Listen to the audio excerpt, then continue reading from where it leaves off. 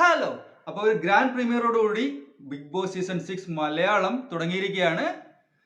കുറേ സീരിയൽ താരങ്ങളും പിന്നെ കുറേ യൂട്യൂബേഴ്സും പുട്ടിന് തേങ്ങ പോലെ രണ്ട് കോമണേഴ്സും ഉള്ള സീസണാണ് ഇത്തവണ. അപ്പോൾ സീസൺ തുടങ്ങി ആദ്യ ദിവസം തന്നെ അടിയാണെന്നുള്ളത് നമുക്ക് മനസ്സിലായി. ഇന്നലത്തെ പ്രൊമോയിൽ നിന്ന് ക്യാപ്റ്റൻസി ടാസ്ക് കൊണ്ട് അതിൽ നല്ല രീതിയിൽ അടി നടത്തുന്നുണ്ട്.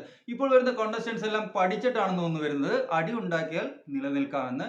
എന്നാൽ അടി കൂടിപ്പോയാൽ പോളി ഫിറോസിനെ പോലെ ആവും, ഔട്ടായി പോവും.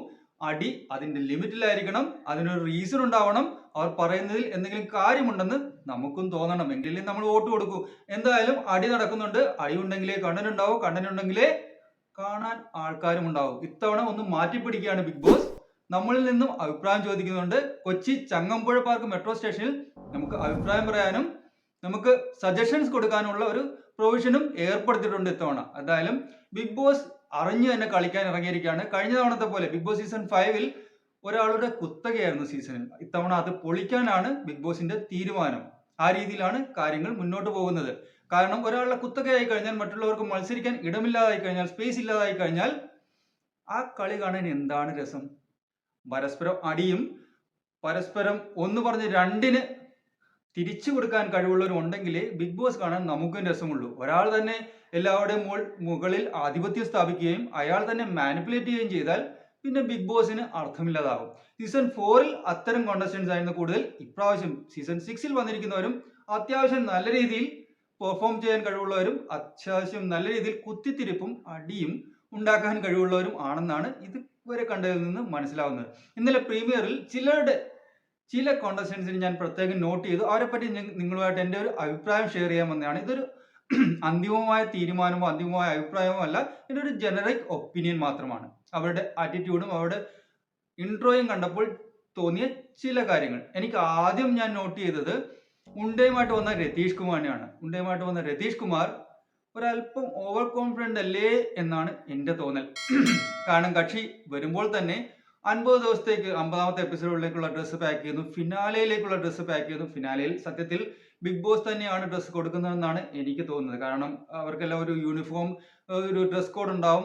ഒരു പ്രത്യേക തരത്തിലുള്ള ഡ്രസ്സ് ആയിരിക്കും അന്നത്തെ ദിവസം ഇടുന്നത്. എന്തായാലും ഗ്രാൻഡ് ഫിനാലയിലേക്ക് അടക്കമുള്ള ഡ്രസ്സും പാക്ക് ചെയ്തുകൊണ്ടാണ് രതീഷ് കുമാർ വന്നത്. അത് കണ്ടപ്പോൾ ഒരു പൊടിക്ക് ഓവർ കോൺഫിഡൻ്റ് അല്ലേ കക്ഷി എന്നാണ് എനിക്ക് തോന്നുന്നത്. കോൺഫിഡൻസ് ആണ് എന്ന് നിങ്ങൾക്ക് വേണമെങ്കിൽ പറയാം, കോൺഫിഡൻസ് വേണ്ടതുമാണ്. പക്ഷെ അത് ഓവർ കോൺഫിഡൻസ് ആയി കഴിഞ്ഞാൽ അത് ബാക്ക് ഫയർ ചെയ്യും. അപ്പോൾ പ്രശ്നങ്ങൾ ഉണ്ടാവാൻ സാധ്യതയുമുണ്ട്. കുറച്ചധികം വെറുപ്പിക്കലില്ലേ രതീഷ് കുമാറിന്റെ ഭാഗത്ത് നിന്ന് എന്ന് എനിക്ക് തോന്നി.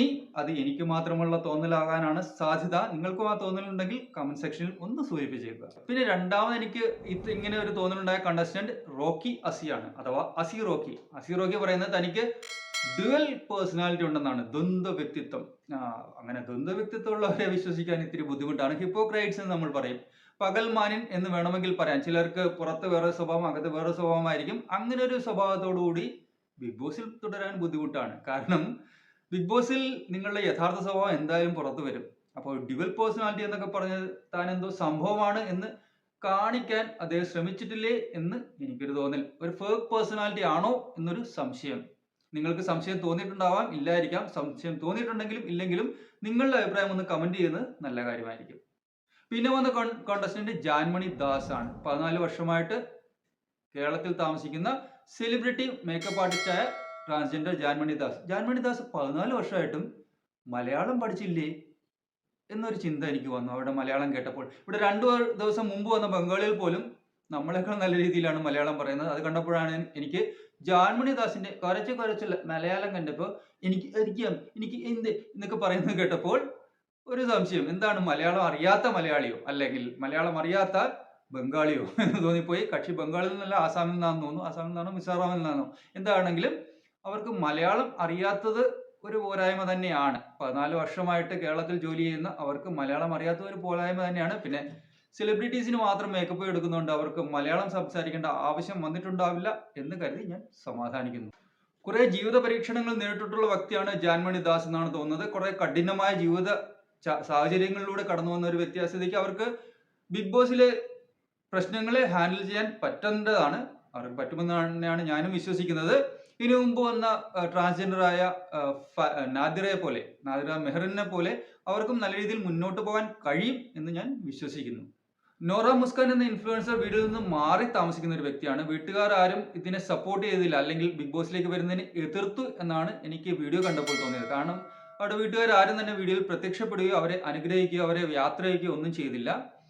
ഈ ഷോയിൽ മുന്നോട്ട് പോകേണ്ടത് നോറ മുസ്കാന് വളരെ അത്യാവശ്യമായിട്ടുള്ള കാര്യമാണ്. അവർക്ക് ജയിച്ച് കാണിക്കുക, അല്ലെങ്കിൽ കുറേയധികം മുന്നോട്ട് പോയി തനിക്ക് കഴിയും, തനിക്ക് അത്ര കഴിവുള്ളവളാണ് എന്ന് വീട്ടുകാർക്ക് പറഞ്ഞ് മനസ്സിലാക്കി കൊടുക്കുക എന്നത് വളരെ അത്യാവശ്യമായിട്ട് ഉള്ള കാര്യമാണെന്ന് തോന്നി. അപ്പോൾ നോറ മുസ്കാന് ഏറെ മുന്നോട്ട് പോകേണ്ടതുണ്ട്. എങ്കിൽ മാത്രമേ അവരെ വീട്ടുകാർ ഒരു വിജയിയായിട്ട് സ്വീകരിക്കൂ എന്നാണ് ഞാൻ മനസ്സിലാക്കുന്നത്. നോറ മുസ്കാന് മുന്നോട്ട് പോകാൻ കഴിയട്ടെ എന്ന് ഞാൻ ആശംസിക്കുന്നു. മുംബൈ മലയാളിയായ സുരേഷ് മേനോൻ ഭ്രമരത്തിൽ അഭിനയിച്ചിട്ടുണ്ട് ലാലേട്ടനൊപ്പം. കക്ഷി കുറെ ആങ്ഷ്യസ് ആയിട്ടുള്ള, കുറെ നെർവസ് ആയിട്ടുള്ള ഒരു വ്യക്തിയായിട്ടാണ് തോന്നിയത്. ഇൻട്രോവേർട്ടും ആണെന്ന് തോന്നുന്നു. കക്ഷിയുടെ മലയാളവും അത്രയ്ക്ക് പോരാ. ഇങ്ങനെയുള്ള ഒരാൾക്ക് ബിഗ് ബോസ് ഹൗസിൽ പിടിച്ചു നിൽക്കാൻ പറ്റുമോ എന്ന കാര്യത്തിൽ ചെറിയ സംശയം ഇല്ലാതില്ല. കാരണം ബിഗ് ബോസ് ഹൗസിൽ നല്ല രീതിയിൽ കൺവേ ചെയ്യാൻ പറ്റില്ല, തൻ്റെ ചിന്തകൾ, തൻ്റെ ആശയങ്ങൾ കൺവേ ചെയ്യാൻ പറ്റുന്ന, സ്ട്രാറ്റജിക്കായിട്ട് കളിക്കാൻ പറ്റുന്ന ഇൻട്രോവേർട്ട് അല്ലാത്ത ഒരാളാണ് കൂടുതൽ മുന്നോട്ട് പോകുന്നത്. സുരേഷ് മേനോനും ഇവിടെ വന്നു കഴിയുമ്പോൾ ഇൻട്രോവേർട്ട് അല്ലാതായി മാറുമായിരിക്കാം. കോണ്ടന്റ് കക്ഷി എത്ര തരുമെന്നുള്ള കാര്യത്തിൽ എനിക്ക് വ്യക്തമായ സംശയങ്ങളുണ്ട്. നെർവസ്നെസ് വളരെയധികം വിസിബിൾ ആയിരുന്നു അദ്ദേഹത്തിന്റെ മുഖത്ത് നിന്ന് തന്നെ. അപ്പോൾ സുരേഷ് മേനോൻ എത്ര മുന്നോട്ട് പോകുമെന്നുള്ള കാര്യത്തിൽ എനിക്ക് സംശയമുണ്ടാകും. നോക്കിക്കാണാൻ ഞാൻ ആഗ്രഹിക്കുന്നു. നിങ്ങൾക്ക് എന്താണ് തോന്നിയത്? സുരേഷ് മേനോന്റെ ഇൻട്രോ കണ്ടപ്പോൾ കക്ഷി ഒരു സ്ട്രോങ് ആയിട്ടുള്ള കണ്ടസ്റ്റന്റ് ആണെന്ന് നിങ്ങൾക്ക് അഭിപ്രായമുണ്ടെങ്കിൽ ഒന്ന് കമന്റ് ബോക്സിൽ രേഖപ്പെടുത്തുക. ഇക്കിഗായി ഫോളോ ചെയ്യുന്ന മോഡലായ അർജുൻ ശ്യാം, കക്ഷി പറയുന്നത് ഇക്കിഗായി എന്ന ജാപ്പനീസ് ലൈഫ് സ്റ്റൈലാണ് കക്ഷി ഫോളോ ചെയ്യുന്നതെന്നാണ്. ഈ ഇക്കിഗായി എന്നൊരു പോസിറ്റീവ് കൺസെപ്റ്റിൽ ബേസ് ചെയ്തിട്ടുള്ള ലൈഫ് സ്റ്റൈലാണ്. ബിഗ് ബോസ് ഹൗസ് അത്ര പോസിറ്റീവ് ആയിട്ടുള്ളൊരു അറ്റ്മോസ്ഫിയർ അല്ല ബിഗ് ബോസ് ഹൗസിലുള്ളത്. ആ പോസിറ്റീവായിട്ടുള്ള ഒരു മുന്നോട്ടുള്ള പോക്കും അത്ര എളുപ്പമായിരിക്കില്ല. കാരണം വേറെ ടോക്സിക് ആയ ഒരു കണ്ടീഷൻ, ഒരു അന്തരീക്ഷമാണ് എപ്പോഴും ബിഗ് ബോസിൽ ഉണ്ടായിരിക്കുന്നത്. അവിടെ തമ്മിൽ തല്ലുണ്ടാവും, വഴക്കുണ്ടാവും, പ്രശ്നങ്ങളുണ്ടാവും, ഫ്രിക്ഷൻസ് ഉണ്ടാവും, എങ്കിലേ അവിടെ കോണ്ടന്റ് ക്രിയേറ്റ് ചെയ്യപ്പെടുന്നുള്ളൂ. അപ്പോൾ പോസിറ്റീവായ ഇക്കിഗായി ഫോളോ ചെയ്യുന്ന അർജുൻ ശ്യാമിന് എത്ര നാൾ ഇക്കിഗായി ഫോളോ ചെയ്യാൻ പറ്റുമെന്നും, ഇക്കിഗായി ഫോളോ ചെയ്യുന്നു എന്ന് പറയുന്നത് സത്യമാണോ എന്നും, ഇക്കിഗായി ഫോളോ ചെയ്തുകൊണ്ട് ബിഗ് ബോസ് ഹൗസിൽ തുടരാൻ പറ്റുമോ എന്നും നമുക്ക് നോക്കാം. ജിൻഡോ ബോഡി ക്രാഫ്റ്റ് പറയുന്നത് താൻ ഒരു ഇന്റർനാഷണൽ ബോഡി ബിൽഡർ ആണെന്നാണ്. അദ്ദേഹം ഒരു ഇന്റർനാഷണൽ ബോഡി ബിൽഡർ ആയിക്കട്ടെ എന്നും, മുൻ സീസണിലെ പോലെ ഒരു വുഷു ചാമ്പ്യൻ ആകാതിരിക്കട്ടെ എന്നും ഞാൻ പ്രാർത്ഥിക്കുന്നു. കാരണം ബിഗ് ബോസിനെ പറ്റിക്കാൻ എത്ര എളുപ്പമാണെന്ന് ഇതിനു മുമ്പ് വന്ന വുഷു ചാമ്പ്യൻ നമ്മളെ പഠിപ്പിച്ചതാണ്. അപ്പോൾ ജിൻഡോ ബോഡി ക്രാഫ്റ്റ് ഒറിജിനൽ തന്നെ ഒരു ബോഡി ബിൽഡർ ആണ്. പക്ഷെ ഇന്റർനാഷണൽ ലെവലിലുള്ള ഒരു ബോഡി ബിൽഡർ ആണോ എന്ന് ഞാൻ അന്വേഷിച്ചിട്ട് കണ്ടില്ല. ആയിരിക്കാം, അല്ലായിരിക്കാം. എന്തായാലും കക്ഷി സത്യസന്ധനായ ഒരു ബോഡി ബിൽഡർ ആവട്ടെ എന്നും സ്ട്രോങ് ആയിട്ട് മുന്നോട്ട് പോകാൻ പറ്റട്ടെ എന്നും ഞാൻ ആശംസിക്കുന്നു. റഷ്മിൻ ബായും നിഷാനയുമാണ് നമ്മളെ പ്രതിനിധീകരിച്ചെത്തിയിട്ടുള്ള കോമണേഴ്സ്.